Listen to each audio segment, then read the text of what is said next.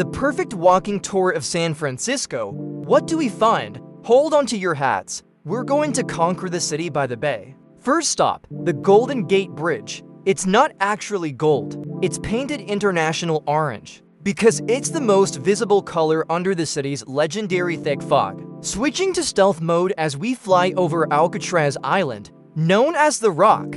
This was the ultimate high-security prison, while 36 men tried to escape. No one is officially confirmed to have made it across the shark-filled currents of the bay alive. Let's head somewhere cheerier. Pier 39. See those noisy sea lions? They took over the docks after the 1989 earthquake and basically never left. It's their home now. Hungry? Let's hit Fisherman's Wharf for some sourdough. San Francisco sourdough tastes different because of a unique local bacteria in the air, called Lactobacillus sanfrancisensis. Cruising past the Ferry building, the heart of the city's food scene. It's under the massive Bay Bridge, which actually has a tunnel going right through an island. Time to test the jetpack on these hills. We're at Lombard Street, the crookedest street in the world. Fun fact, it has 8 hairpin turns designed to make the steep hill safe for 1920s cars to drive down. And look, a cable car. These are the only moving National Historic Landmarks in the US.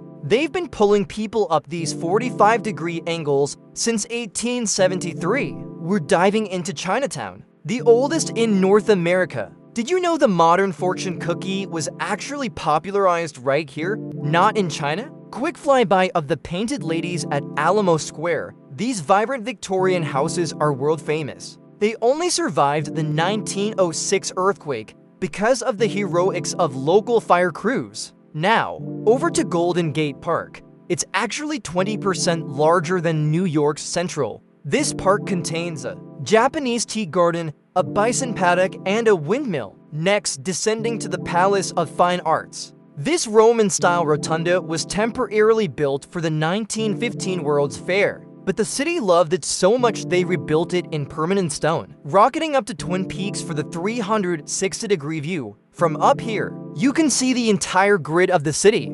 Finally, we're ending at Oracle Park to catch some baseball. If you hit a home run over the right field wall, it's a splash hit into McCovey Cove, where fans wait in kayaks to catch the ball. San Francisco done. So much more to discover in the Golden City. Don't forget to subscribe for more explorations. I'm blasting off and we'll see you in the next city.